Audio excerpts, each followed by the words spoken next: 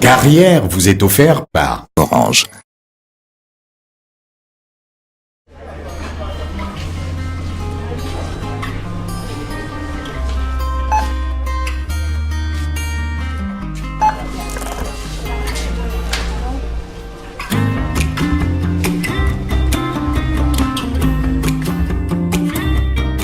Chérie, ça devrait faire l'affaire. Parce que manquer d'argent, ça peut vraiment être gênant. Orange met à votre disposition la carte Visa Orange Money qui vous facilite l'accès à votre compte Orange Money sans contrainte. Retirez votre argent de tout distributeur Visa au Cameroun et réglez vos achats facilement et en toute sécurité. Orange. Des Africains de talent, j'en rencontre tous les jours. Comme d'habitude.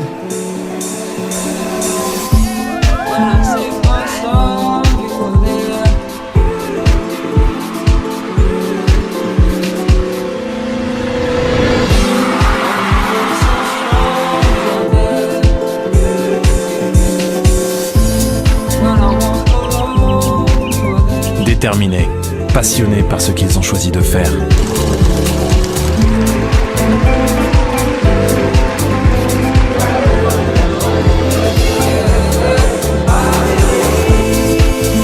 Des personnes talentueuses dont l'avenir s'annonce très prometteur.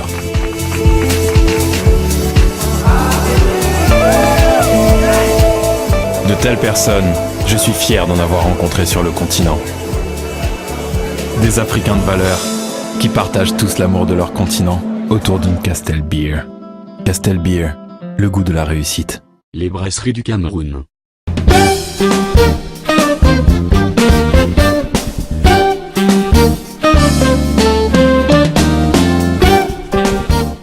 Bientôt la fin d'année, occasion de relâcher un peu, mais restons dans une ambiance studieuse. C'est pour cela que nous avons choisi un établissement scolaire pour vous introduire cette émission de carrière, pendant laquelle nous allons, comme d'accoutumé, vous outiller en vous présentant des sujets inspirants, valorisant le travail et vous donnant courage et persévérance en vue de la réussite. Découvrons d'abord le sommaire de cette édition en compagnie de Christelle Galleux.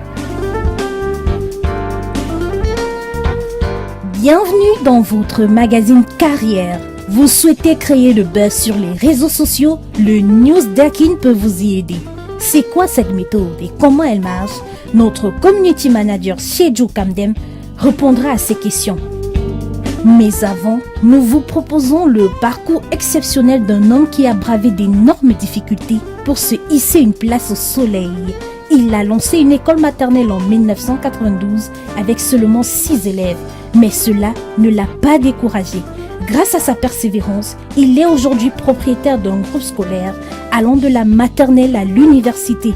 Anissé Oloazambo sera notre success story ce soir. Dans la rubrique métier, nous retournons sur les bancs pour prendre la leçon du jour. Vous l'aviez bien deviné, le métier d'enseignant est une fois encore mis en valeur dans votre émission. Une passion qu'exerce et transmet le professeur Nicolas Gabriel Ondiga. C'était le sommaire. Installez-vous, nous commençons tout de suite.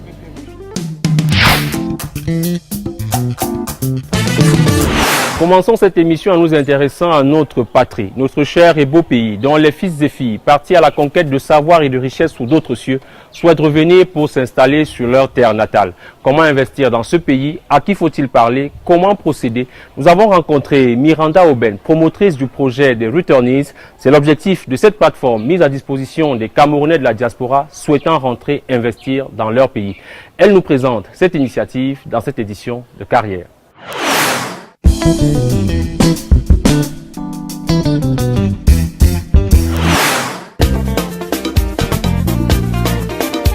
C'est dur en Europe, mais c'est dur. Bonsoir et bienvenue à l'équipe de Carrière. Je m'appelle Miranda Oben de la diaspora allemande. Je suis très contente d'être là aujourd'hui. Je suis promotrice du projet de Returnees qui s'occupe de la diaspora qui est de retour au Cameroun. Et avec moi, c'est M. Etienne Oben, un returnee des États-Unis, effectivement. Et Aurélie, c'est notre directrice de marketing et communication basée ici à Yaoundé. Je travaille avec l'équipe dans 11 pays de la diaspora et le Cameroun. Et toute cette équipe s'occupe de The Returnees Project. C'est dur en Europe.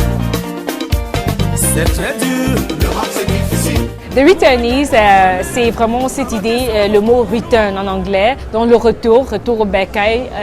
La diaspora qui est déjà effectivement de retour, qui est installée au Cameroun, qui est déjà vraiment en train de faire des beaux projets, des grands projets, qui fait bouger la nation, mais avec des petits pas. Nous ne sommes pas en train de faire le tour de la diaspora pour dire rentrer au Cameroun. Nous sommes plutôt au Cameroun pour cibler la diaspora qui est déjà de retour, contribuer, parler, avoir des échanges avec eux pour qu'ils puissent nous donner les informations à travers ces échanges pour qu'on passe l'information à la diaspora. Et alors nous sommes en train de créer une grande plateforme avec ces returnees, ceux qui sont déjà de retour, qui regroupent maintenant la diaspora et le Cameroun sur une plateforme d'échange. Donc effectivement, notre point focal, c'est chercher tous ce genre de la diaspora qui sont effectivement à Yaoundé, à Bamenda, à Boya, je ne sais pas où, Douala, ainsi de suite, qui ont des entreprises, qui ont des produits, des projets, des services made in Cameroun et maintenant mettre tout le monde en contact l'un avec l'autre.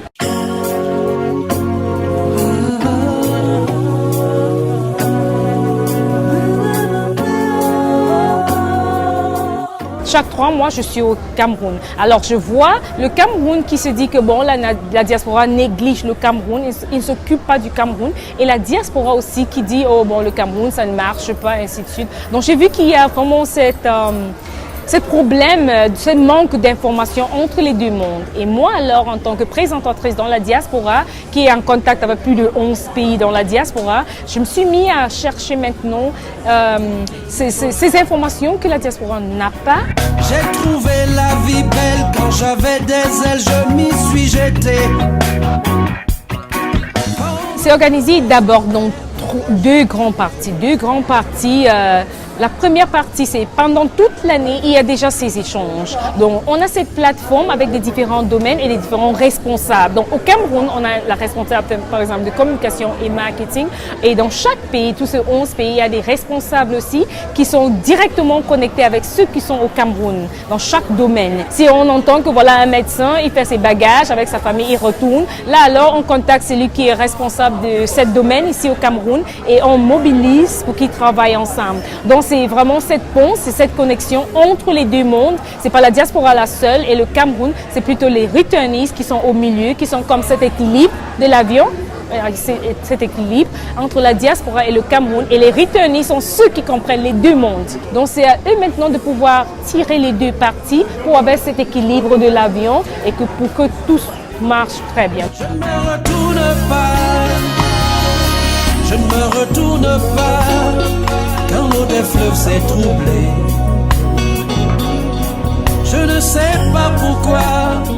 Le message a vraiment circulé très vite parce qu'on travaille avec les sites web, les réseaux sociaux, beaucoup des entreprises qui sont déjà installées au Cameroun et des returnees qui sont déjà de retour et installés au Cameroun. Et à travers cette plateforme, on grandit ensemble. L'année dernière, on a eu vraiment un grand support de Tanti. Il y a Madeleine Casalis, Christian Gant. Il y a d'ailleurs aussi le docteur Kate Kumek. Et il y a d'autres aussi qui sont revenus de l'Afrique du Sud, des États-Unis. Il y a M. Roland Fomundam qui fait l'agriculture en serre, qui travaille aussi vraiment en étroite collaboration avec nous. Notre cible est vraiment variée. La toute première chose, c'est vraiment d'abord avoir les gens qui ont une vision pour eux-mêmes, une vision pour le pays, une vision pour faire rêver la jeunesse camerounaise. En anglais, on dit to every cloud there is a silver lining. Donc il faut toujours voir ce côté positif, il faut toujours se battre. On travaille déjà avec le gouvernement parce que l'événement qu'on a eu l'année dernière, le 16 décembre, c'était sous le haut patronage du MINREX, le ministre des Relations extérieures. Et d'ailleurs, on a été invité spécialement pour le FODIAS pour présenter notre projet encore, pour être ce pont entre la diaspora et le Cameroun.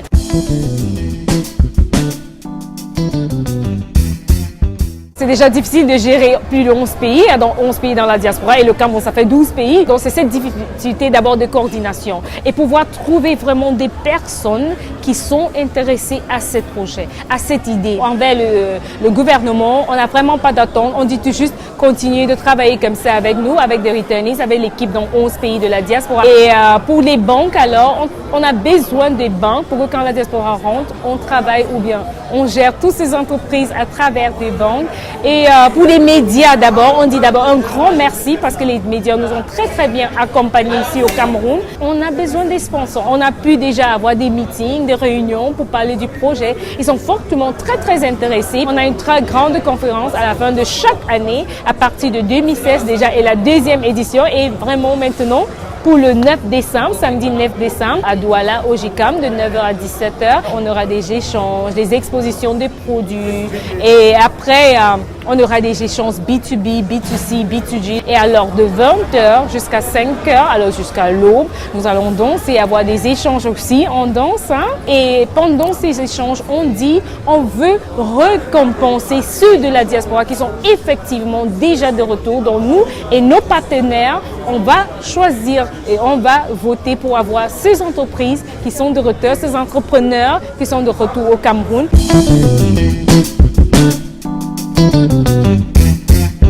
Pour moi, Miranda Oben, c'est d'abord voir, en tant que fondatrice de ce projet, quand un bébé est né, il faut qu'il grandisse. Donc, il faut d'abord qu'on voit que après 6 mois, on est déjà où on en est, nous sommes contents et fiers, mais nous voudrions encore que peut-être toute la diaspora s'implique et le Cameroun aussi, que tout le monde pense vraiment à qu'est-ce que je peux faire où je suis. C'est d'abord mon rêve à moi, Miranda Oben. Et pour le projet de Returnees, qui est déjà à 6 mois maintenant d'existence, que ça continue à grandir sur une plateforme qui n'est pas uniquement la diaspora, qui n'est pas uniquement le Cameroun, mais plutôt un pont qui regroupe les deux mondes. C'est l'une des priorités de la diaspora de pouvoir voir que quand ils reviennent chez eux, ils soient bien reçus. Parce que quand j'ai vu la diaspora de l'Angleterre qui parle des machines pour les hôpitaux, qui est vraiment maintenant au port à Douala et ils essayent de débloquer. Voilà les exemples concrets où on dit, si on vient déjà avec des machines gratuites pour les hôpitaux, qu'on puisse faciliter que la diaspora rentre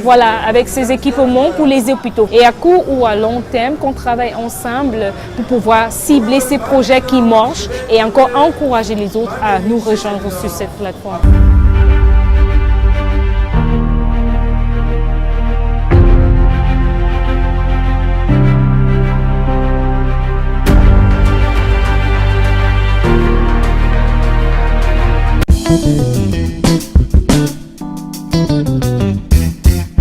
Your heritage starts with how you were born. So if you speak English and French, make sure as a young person and you have a dream, find what it is you love doing. Find a passion in your heart.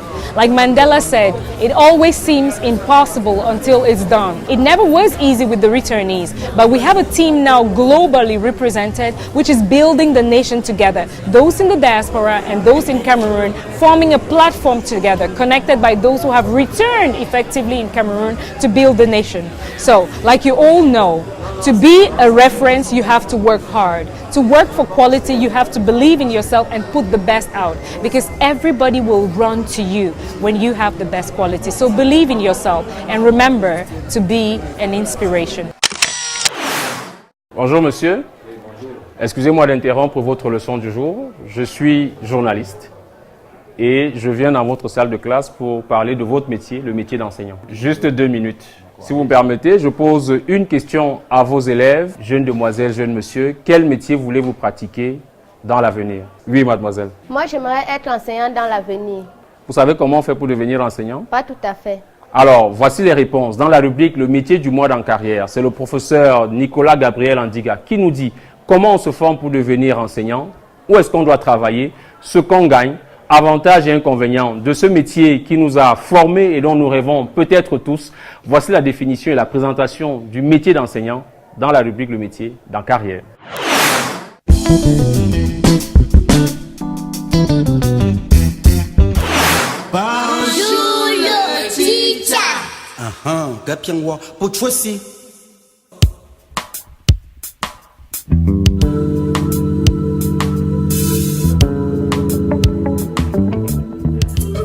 C'est toute personne qui aide l'homme à apprendre à s'insérer dans le social. Maman enseigne, papa enseigne, ses frères enseignent. Mais sur le plan strict que vous voulez comme définition, c'est donc ces personnes dédiées à qui la société a confié la mission d'aider cet être à s'insérer dans le parcours social et qui en ont fait un métier. Pour le primaire, ce sont les écoles normales d'instituteurs, de l'enseignement général, des ENI, des ENIEJ, des ENIET. Pour le secondaire, c'est les ENS pour l'enseignement général, c'est les ENSET pour l'enseignement technique.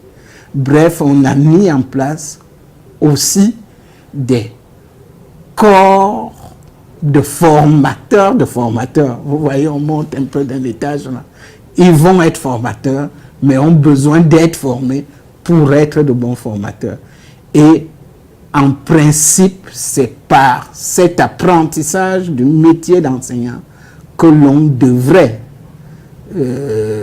entrer dans le corps de l'enseignement.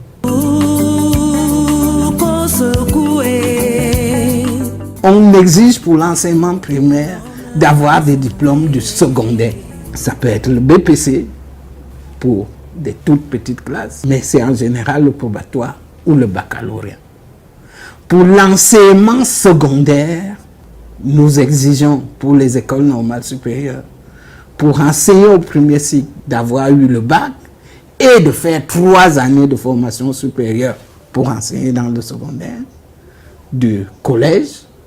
Et pour enseigner dans le secondaire lycée, c'est d'avoir eu la licence, puis de faire 2 années de formation pour qu'on puisse avoir des capacités requises pour enseigner dans les lycées.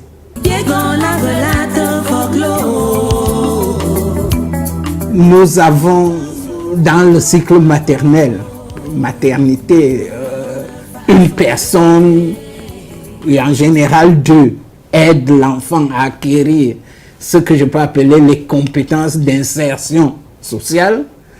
Mais à partir de l'école primaire, il y a un certain nombre de savoirs. Et plus les niveaux de savoir sont grands, plus une spécialisation se met en place. La deuxième chose, c'est on ne peut pas enseigner sans aimer l'autre, sans le sentir. On ne peut pas accompagner quelqu'un qu'on ne connaît pas, qu'on ne sent pas, qu'on n'aime pas. Il lui faut donc avoir de bonnes connaissances de la psychologie, de ce corps de sciences qu'on appelle les sciences de l'éducation. C'est bien dit, c'est des sciences pour aider à comprendre et éduquer.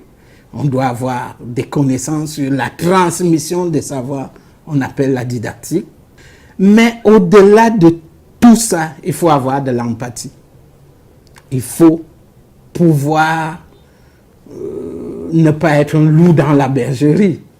Il faut que vous puissiez aimer ce métier, sentir ce que je peux appeler sa portée morale, éclore en l'homme, éclore en l'homme ce qui est de bien pour une société humaine. Et pour cela, comme on ne donne que ce qu'on a, il faut avoir cette fibre. Yeah, première chose qu'il faut comprendre, c'est que ce métier-là, c'est un métier à plein temps. Deuxièmement, c'est un travail non seulement social, mais très dynamique. Tu ne donnes jamais le même cours 2 jours de suite. Même dans 2 classes différentes de même niveau, tu ne donnes jamais le même cours parce que tu n'es pas devant le même public avec les mêmes attentes. Par conséquent, ça demande de l'en-soi, de pouvoir sortir ce qu'on a pour transmettre, parce que les besoins n'étant pas forcément les mêmes, ton discours doit être. La troisième et dernière chose, c'est qu'on accepte qu'on devient un être public. Et comme vous avez avec vous les êtres les plus chers d'une grande partie de la société, il arrive qu'on vous demande trop. Et surtout, lorsqu'il y a échec, qu'on vous en impute plus que prévu. Et lorsqu'on a succès, vous savez, le succès se partage. Par conséquent, qu'on ne vous en donne pas assez. Bon, mais il faut que vous-même, vous puissiez avoir des satisfactions. Et l'une des bonnes satisfactions, c'est de savoir que vous avez participé vous-même à l'édification de cette société.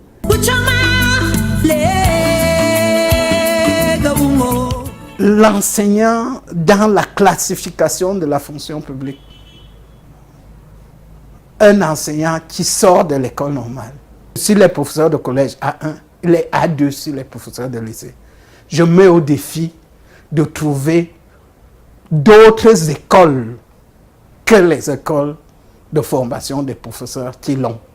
Par conséquent, la société et la fonction publique, de cette manière, a permis à l'enseignant d'être valorisé, je peux dire, à son bon niveau.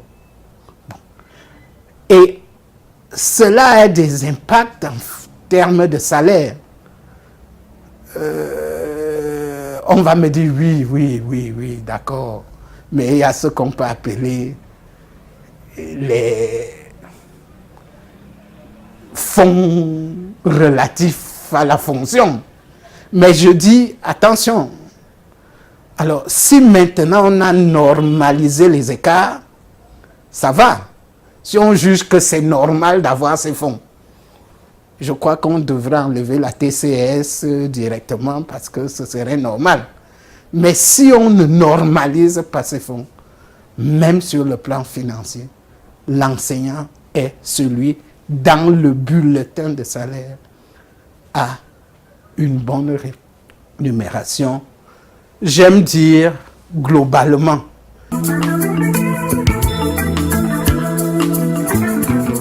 En général, quelquefois, on voit un bon enseignant à travers un bon élève. Et ce sont les résultats de l'élève qui deviennent le déterminateur du bon enseignant. Vous voyez là qu'on confond 2 choses là. Le vecteur et le point d'application. Et si tu es bon enseignant et que tu as des mauvais élèves, tu deviens un mauvais enseignant. Si tu es un bon enseignant et que l'environnement n'est pas bon, j'aime dire qu'on me cite un établissement privé classé premier qui n'a pas les mêmes enseignants que ceux du public classés en milieu de tableau par l'Office du Bac.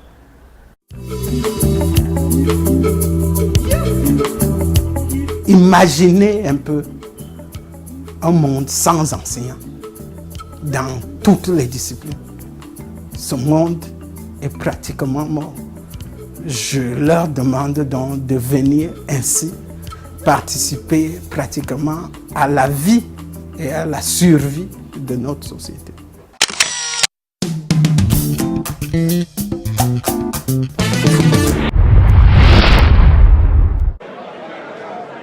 Des Africains de talent, j'en rencontre tous les jours. Comme d'habitude.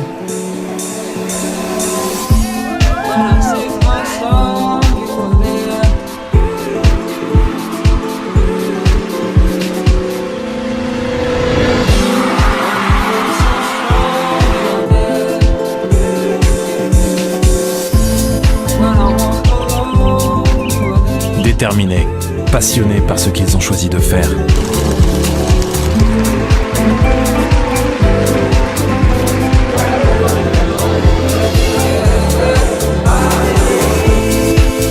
Des personnes talentueuses dont l'avenir s'annonce très prometteur.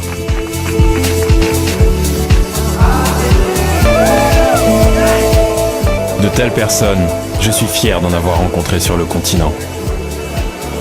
Des Africains de valeur qui partagent tous l'amour de leur continent autour d'une Castel Beer. Castel Beer, le goût de la réussite. Les brasseries du Cameroun.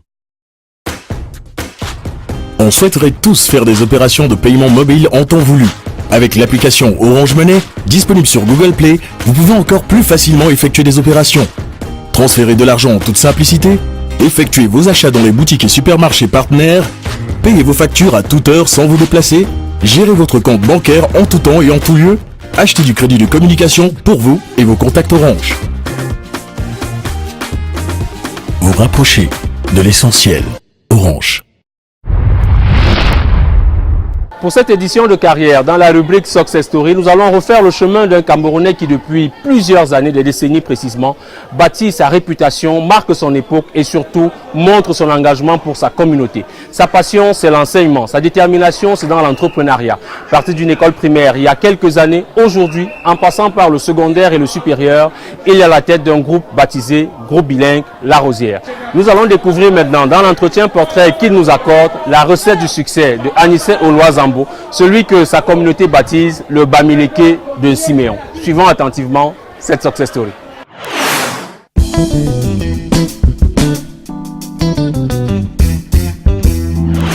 Je m'appelle Tchegwe Jean-Marie.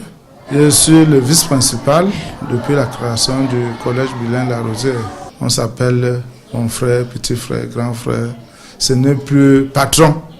Vraiment parce que on ne peut pas faire 27 ans sans avoir des rapports liés. Comme il aime bien le dire, on m'appelle Bamileke de Siméon. C'est une personne sociale qui est prête à écouter vos problèmes. Je lui souhaite toujours bonheur, bonne vie, qui continue toujours à ouvrir comme il a fait là. En tant qu'époux, il est aussi à féliciter parce que si nous nous retrouvons là où nous sommes là aujourd'hui, c'est que nous nous sommes beaucoup épaulés. Si je devais souhaiter quelque chose, c'est qu'il vive longtemps et qu'il voit les enfants de ses enfants évoluer.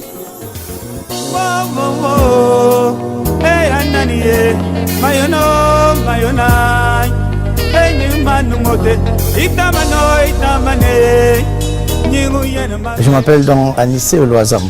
Je suis né ici il y a une soixantaine d'années. Ma mère était couturière.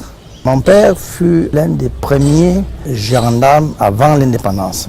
Mon père était un peu plus doux, très diplomate, mais ma mère était très très sévère. À l'époque, pour faire la première communion, il fallait répondre à 20 questions. Nous sommes dans les années 63, j'ai pu répondre qu'à 9 questions. J'ai raté donc l'examen de première communion. Quand je suis donc rentré, il y a une mamie qu'on appelle la néondomikion. Ma mère a retourné ses pointes, elle m'a mis les genoux là. J'étais en train de réciter le chapelet en disant je ne veux plus rater un examen. Et ça fait que l'année qui suivait, non seulement j'ai répondu très vite aux 15 questions pour l'examen de la première communion, mais j'ai encore raté un examen qu'au bac.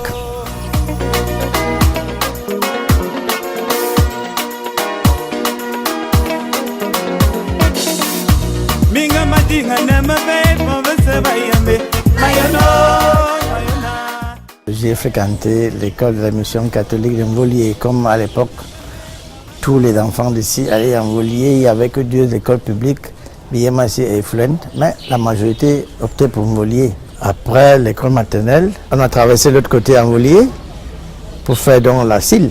Moi, je ne fais pas le cours préparatoire. Pourquoi? Parce que à la CIL, les 5 premiers allaient directement au cours élémentaire 1. Quand j'arrive au cours moyen 2, je fais donc le concours d'entrée au petit séminaire. Malheureusement, en cas de 5e, il y a eu ce qu'il y a eu, on m'a renvoyé du petit séminaire. Quand on m'a renvoyé donc, ma mère et mon père le dimanche soir, il m'appelle. Comme tu n'as pas voulu devenir prêtre comme nous le souhaitions, on peut me dire, vous n'avez que deux choses. Soit vous devenez menuisier ou mécanicien. Je me suis dit, menuisier, c'est la poudre. Mécanicien, on va quand même conduire une voiture. J'ai donc commencé à apprendre la mécanique. Entre-temps, j'allais souvent vendre du bois en Guadeloupe. Et un jour, je vois le 16 Yaoundé, je vais là-bas, alors je vois qu'il y a le concours d'entrée en 4e. Mais il fallait un timbre de 100 francs. Le timbre fiscal, c'était 100 francs. Je ne savais pas comment je peux faire pour avoir 100 francs. Il fallait donc que quand je vends du bois à 100 francs, j'enlève 20 francs, je mens à ma mère que j'ai vendu à 80 francs. Jusqu'à ce que j'ai eu des 100 francs, j'ai acheté un timbre. Le jour même où j'allais faire le concours d'entrée en 4e, j'ai vendu du bois et j'ai menti à ma mère que je vais au travail parce que j'avais déjà commencé par prendre la mécanique. Quelques temps après, le concours sort. Je suis admis en classe de 4e. Quand je dis à ma mère que je viens de réussir un concours dans ce collège-ci, elle ne croyait pas. Et là, quand j'ai réussi mon concours d'entrée en 4e, j'ai une bourse. C'est comme ça donc que, avec ma bourse de 9 000 francs par trimestre, 3 000 francs par mois, ça aidait aussi et la famille et les autres petits frères. Lorsque j'ai eu le BPC, on devait nous transférer au lycée technique de Douala. Mais à Douala, moi, j'avais personne.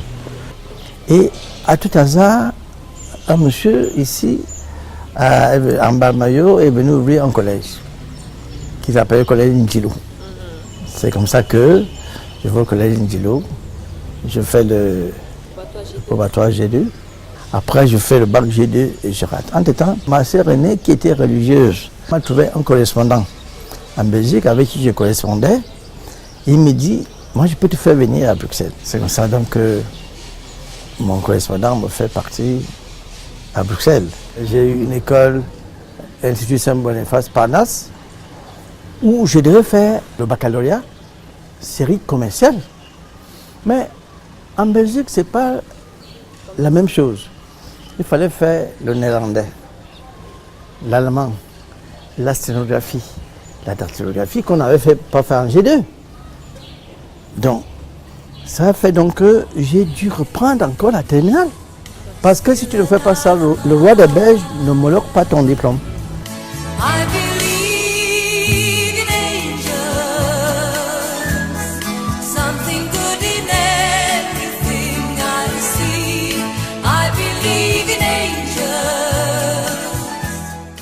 J'ai donc le bac. Maintenant, je voudrais aller sur les études commerciales, HEC. Je commence l'école. Mais les mathématiques financières, ce n'est pas mon dada. Un samedi après-midi, je prends le métro. C'est comme ça que j'arrive à l'université de Bruxelles. Je commence à lire les programmes. Et il y a 3 filières qui m'intéressent. Il y a le droit qui m'intéresse, le journalisme, les sciences politiques et la diplomatie.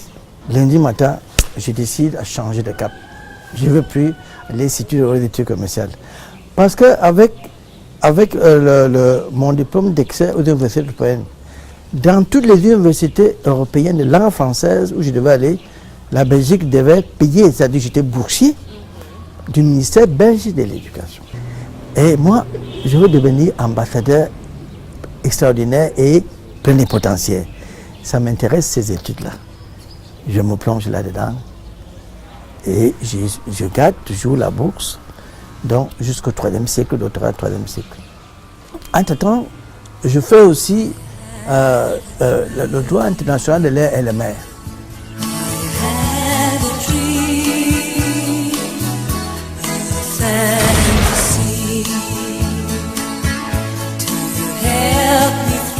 Le 1er juillet 1977, je devais être rapatrié. Je ne savais plus me prendre en charge. Je n'avais plus les moyens de ma politique. Entre-temps, quand j'allais à l'école, je rencontrais un compatriote. Lui, c'était sa tante qui l'avait amené en Belgique. Sa tante était secrétaire d'astrographe de l'ambassadeur Nkwa Tungu, qui était ambassadeur à Bruxelles. J'ai donc noué les relations avec cet ami. Et en ce temps-là, il est venu me voir au foyer. Il a aussi demandé que j'allais voir chez eux. Donc j'allais donc chez eux. Et puis un jour, pendant les congés de Pâques, on a fini de manger, j'ai demandé à sa tante que, est-ce que comme je suis tout seul, le seul Africain au foyer Livingston là-bas, je vais passer les vacances avec vous. Elle dit, il n'y a pas de problème, tu as ton ami, il peut t'héberger. Et puis vous pouvez partager le même lit, la même chambre. C'est comme ça que le 28 juin 1977, le 28 juin, je demande à mon ami de venir, on a joué au ping-pong, on a mangé, je lui ai donné, moi je n'avais pas grand-chose, petit sac, j'ai mis toutes mes petites choses.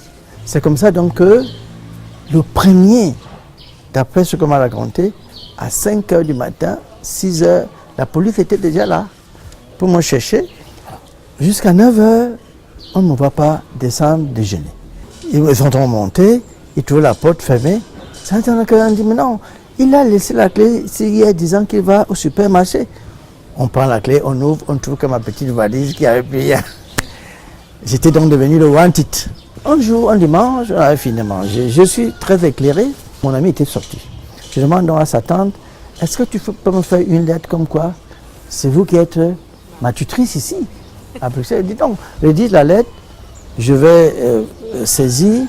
Si l'ambassadeur accepte de signer, pas de problème. C'est comme ça que je rédige la lettre.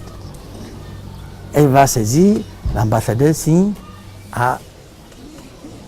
C'est comme ça donc que je vais à la commune pour renouveler ma carte de séjour. Quand j'arrive, en 77, je trouve une jeune fille comme vous qui regarde sa machine. Donc elle avait déjà les ordinateurs. On se rend compte que je suis un recherché, on va dire. Il me donne quand même des papiers pour remplir, mais c'était pour aller appeler là. Je suis en train de remplir. Après, j'entends, allez, suivez-nous. On vous cherche, c'est partout dans toute la Belgique. C'est pas là, vous vous cachez, vous vous cachez où? C'était 2 policiers. Ils m'amènent chez l'inspecteur de police. Moi, j'explique à l'inspecteur de police que j'ai eu quelques difficultés de mésentente avec ma tante, qui est ma tutrice ici. C'est pour ça que j'ai décidé d'aller vivre au foyer. Et on m'amène donc chez l'officier de police. Je montre la lettre signée par l'ambassadeur, que c'est la dame qui est ma tutrice. Et c'est comme ça qu'on me renvoie donc à la commune pour me rétablir la carte de séjour.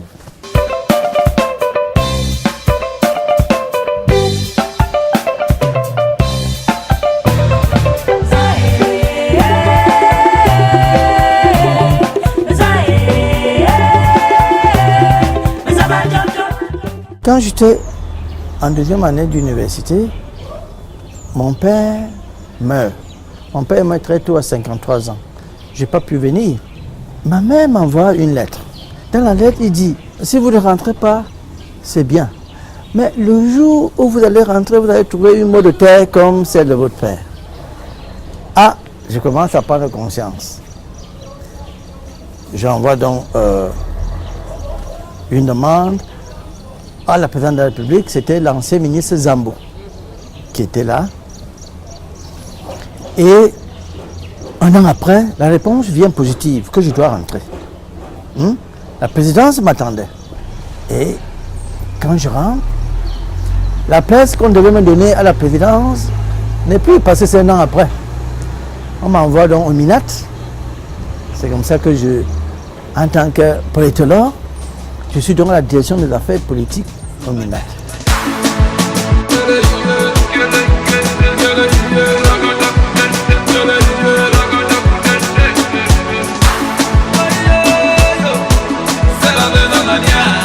On est allé à l'école primaire et maternelle bilingue La Rosière. C'est la base de toutes ces institutions-là. C'est la mère nourricière de toutes ces institutions-là. Parce que c'est grâce à cette école primaire et maternelle que nous avons tout ce que vous aurez à découvrir un peu plus dans quelques heures. Quand je regarde tout ça en arrière aujourd'hui, j'ai un sentiment de fierté pour moi-même, pour mon village. Et je me dis que l'homme peut changer la nature. Aujourd'hui que Dieu m'a béni, tu veux t'accrocher.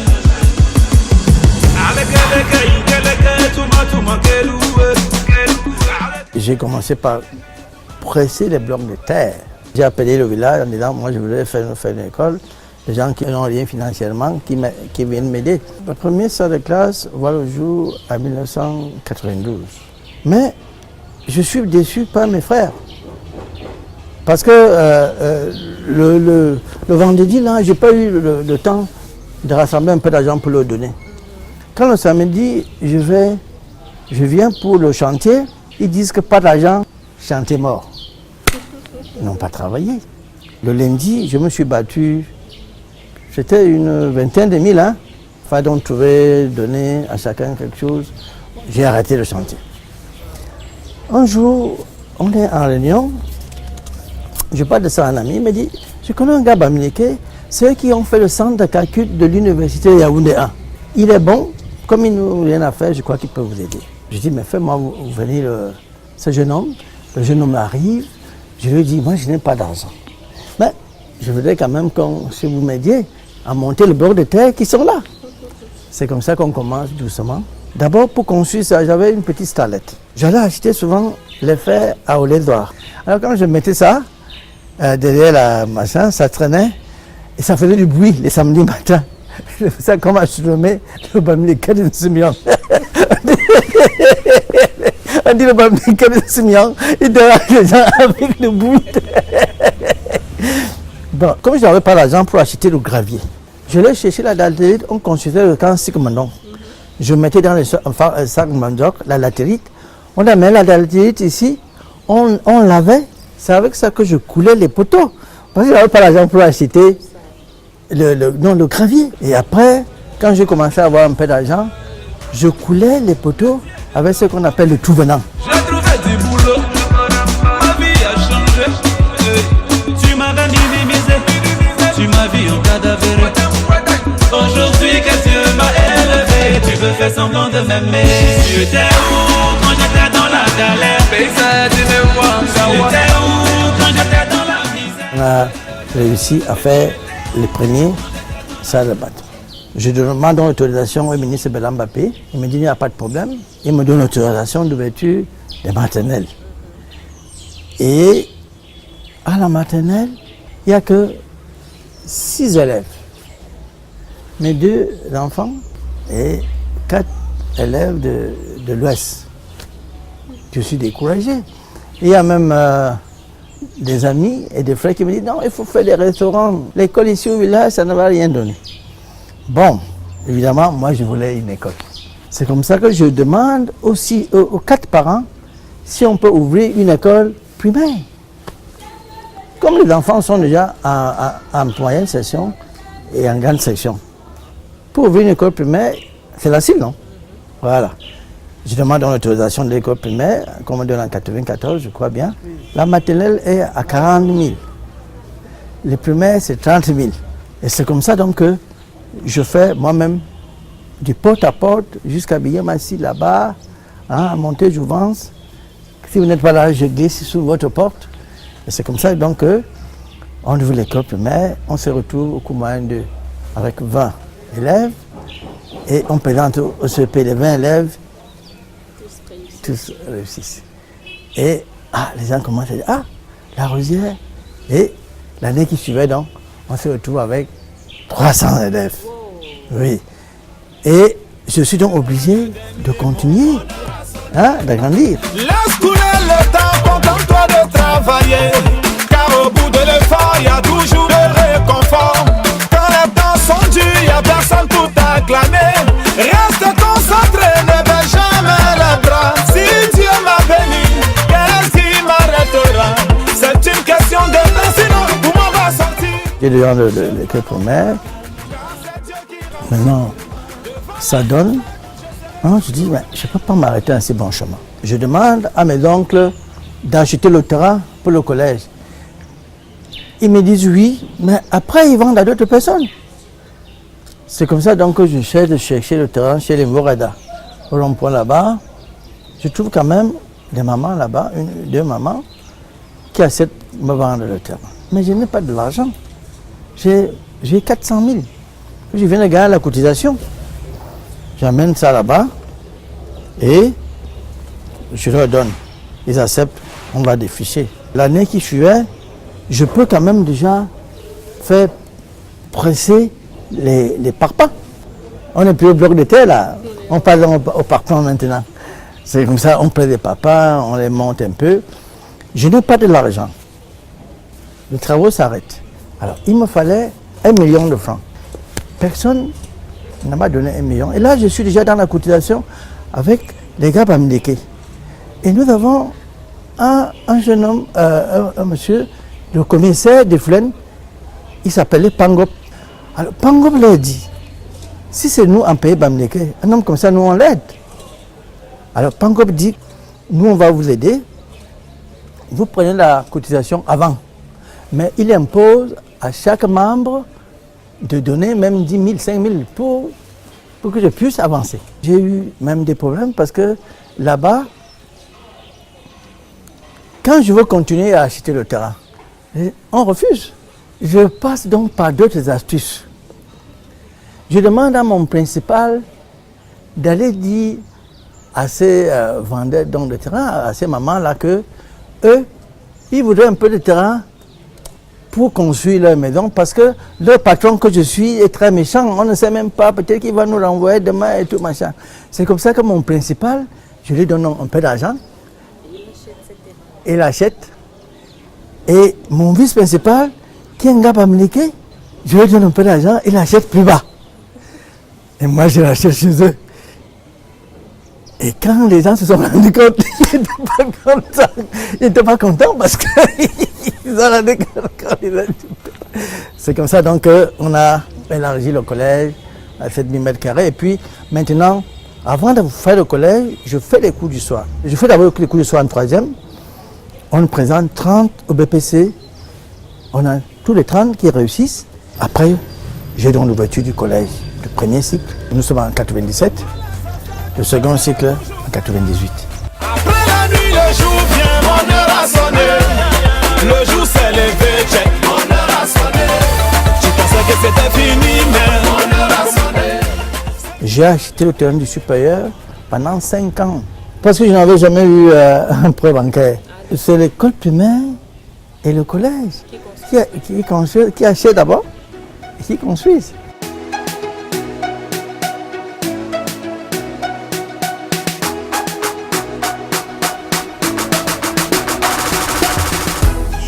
Je suis marié, père de 4 enfants.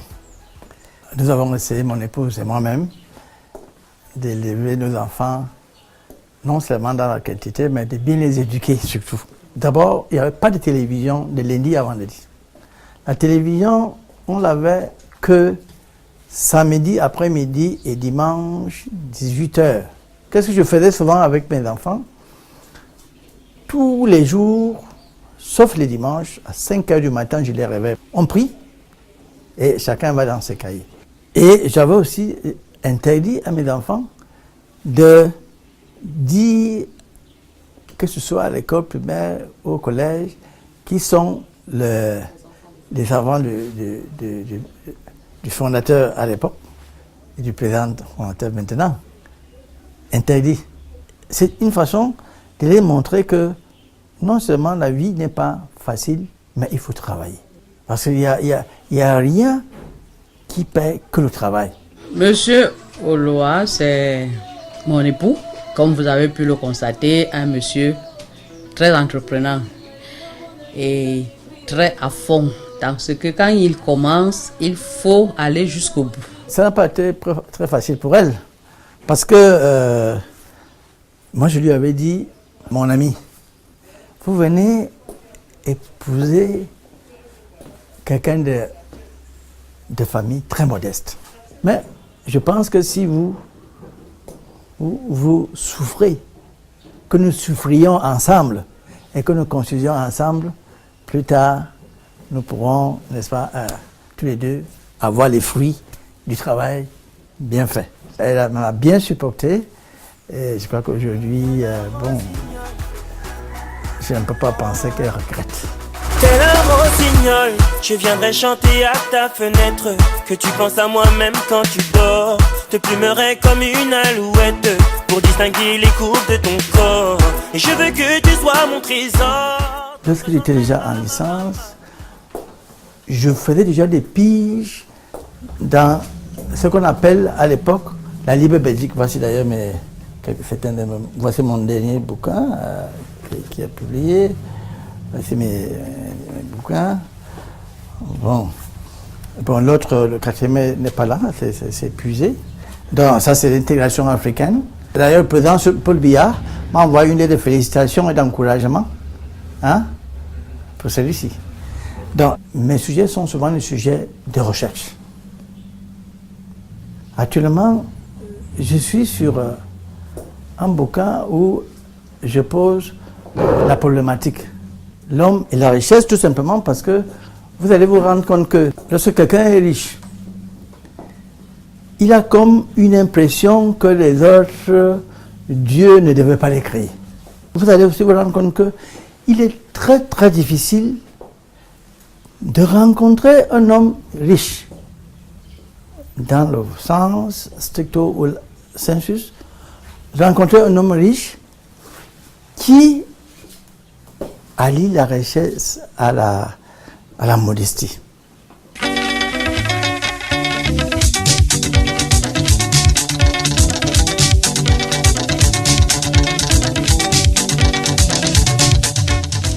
Je n'accorde pas beaucoup d'importance aux hommes comme au prix, aux distinctions honorifiques, parce que je me dis que l'État, la nation, le gouvernement doit reconnaître les gens qui travaillent. Je n'ai pas besoin, moi, de demander une distinction. Si les gens trouvent qu'on peut m'en donner, on donne. Si on ne trouve pas, il n'y a pas de problème.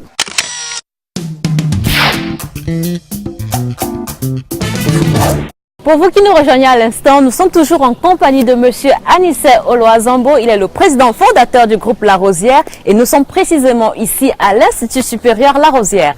Alors j'ai une question, Monsieur Anissé Oloazambo. Pourquoi La Rosière? Pourquoi ce nom-là? La Rosière, tout simplement, pourquoi? Parce que La Rosière, c'est la jeune fille vierge qui porte une rose et qui l'offre au pape. Quelles sont les leçons qu'on peut retenir de ce riche parcours qui est le vôtre? Chacun d'entre nous a son destin. Tout à fait. Aujourd'hui, les choses tendent à changer avec les bouleversements, les changements, que ce soit climatiques, idéologiques, physiologiques et autres. Donc, on vit à une sorte de symbolique où les gens de certain âge regrettent l'ancienne époque. Bon, là, on se retrouve à mi-chemin et à mi-parcours entre les vieux qu'on a pour appeler la gérontocratie et les jeunes d'aujourd'hui qui sont les androïdes. Il faudrait que nous, les gens d'un certain âge, nous apprenions à nous adapter à la nouvelle donne. Quelles sont les valeurs qui, de manière générale, encadrent votre vie? J'ai eu une éducation chrétienne. Je suis moi-même un ancien séminariste. Ça fait que j'ai gardé certaines mœurs. Par exemple, il faut penser qu'il faut prier Dieu, que Dieu doit être au centre de tout. Deuxièmement, il faut avoir l'amour du prochain. Donc, je crois que toutes ces valeurs, il faut les garder en soi. La valeur du travail, la valeur de l'amour du prochain, la valeur de la réussite. Quel est le conseil que vous donnez à ces jeunes-là? Pour terminer, qu'est-ce que vous leur dites? C'est quoi votre mot de fin à l'endroit des jeunes de manière générale? De manière générale, je demande aux jeunes, le travail, se fixer un objectif et ne jamais se décourager. Monsieur Anissé Oloazambo, merci beaucoup de nous avoir accordé cet entretien. Nous avons passé une belle journée en votre compagnie et on vous souhaite une bonne continuation pour la suite de belles œuvres que vous réalisez aujourd'hui. C'est moi qui vous remercie. J'ai été aussi heureux de constater que les jeunes de votre équipe ont l'ardeur, l'amour du travail et vous avez fait le travail bien fait. Merci beaucoup. Allez, à très bientôt.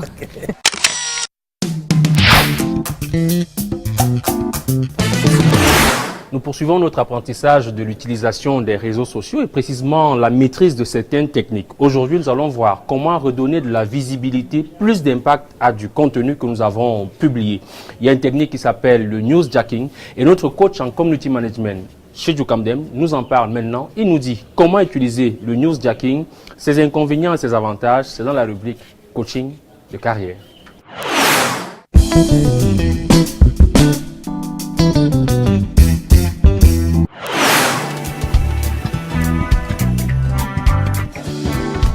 Bonsoir et bienvenue dans votre rubrique coaching. Aujourd'hui, nous allons aborder un nouveau sujet dans le marketing digital. Il s'agit du newsjacking. Alors, qu'est-ce que c'est que le newsjacking? C'est une technique de marketing digital qui permet de rebondir sur une actualité pour produire du contenu. Généralement, on l'appelle également le buzzjacking.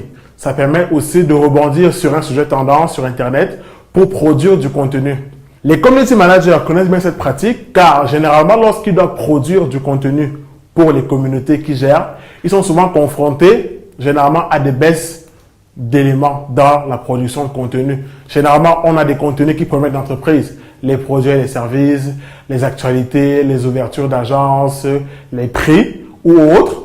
Mais généralement, après, on se retrouve souvent confronté à un besoin d'intéresser un peu plus la communauté. Parce que il faut savoir que sur Internet, la communauté qui se construit autour de vous a plusieurs intérêts. Or, vous, quand vous arrivez sur Internet, vous n'avez qu'un seul intérêt, c'est votre communauté.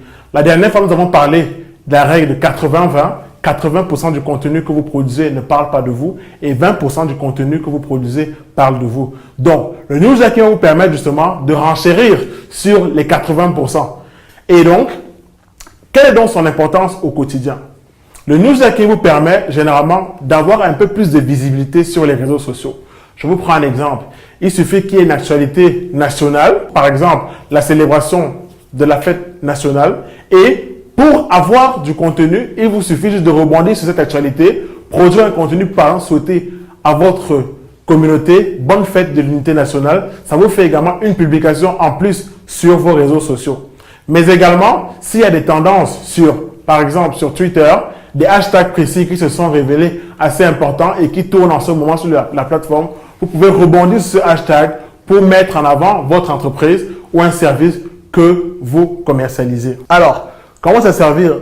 Il faut savoir que le newsjacking ou encore le buzzjacking est très délicat parce que généralement, il y a des tendances qui sont un peu à caractère humoristique, qui font rire. Si votre community manager n'a pas suffisamment d'humour ou alors n'a pas un trait d'humour assez poussé, il peut se tromper dans l'interprétation de la tendance et peut-être bousiller votre réputation en ligne. Donc du coup, il faut être précis dans l'utilisation du newsjacking. Ne pas également l'utiliser tout le temps parce que sinon, on va croire qu'en fait, vous n'avez trop de contenu, mais en fait, vous n'avez pas de contenu parce que vous êtes tout le temps en train de rebondir sur une actualité et vous ne mettez pas en avant votre propre valeur ajoutée sur les réseaux sociaux. Donc, lorsque vous avez un calendrier éditorial, par exemple sur une semaine, de lundi à vendredi par exemple, vous pouvez définir 5 thématiques. Un jour, vous parlez de vos produits et services. Un deuxième jour, vous parlez des actualités de votre domaine. Un autre jour, vous pouvez parler des informations pratiques. Et les 2 autres jours, essayez justement de jongler avec une curation de votre veille que vous aurez faite régulièrement dans votre travail. Utilisez les éléments qui sont intéressants et qui peuvent vous permettre justement de produire du contenu et d'avoir un peu plus d'engagement sur vos comptes. En résumé, nous avons vu ce que c'était que le newsjacking, mais surtout son importance pour les community managers ou encore pour les marketistes digital. Il faut savoir que vous allez pouvoir utiliser le newsjacking pour produire un peu plus de contenu, mais surtout avoir de la visibilité sur les réseaux sociaux et avoir un peu plus d'engagement. Merci de nous avoir écoutés et rendez-vous dans une prochaine édition de votre émission Carrière. C'est ici dans l'enceinte du campus supérieur du groupe Rosière Éducation que nous concluons cette édition de votre magazine Carrière. Nous avons essayé, comme d'accoutumé, mesdames, messieurs, de vous inspirer travail, courage, persévérance et innovation en vue du succès. Voilà ce que nous avions pour vous. Notez le rendez-vous dans un mois sur votre chaîne de télévision. À très bientôt. Carrière vous est offert par Orange. Des Africains de talent, j'en rencontre tous les jours. Comme d'habitude.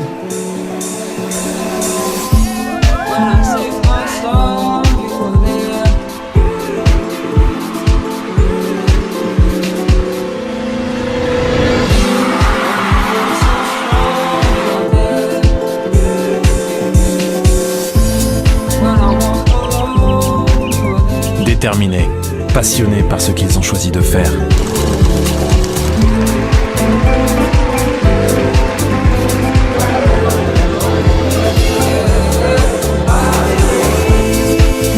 Des personnes talentueuses, dont l'avenir s'annonce très prometteur.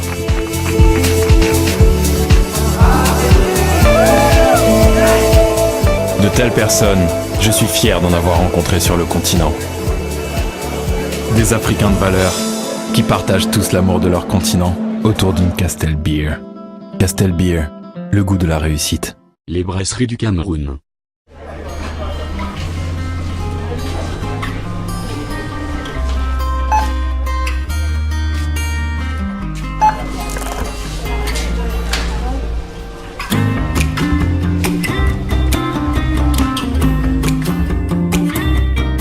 Chérie, ça devrait faire l'affaire. Parce que manquer d'argent, ça peut vraiment être gênant. Orange met à votre disposition la carte Visa Orange Money qui vous facilite l'accès à votre compte Orange Money sans contrainte. Retirez votre argent de tout distributeur Visa au Cameroun et réglez vos achats facilement et en toute sécurité. Orange.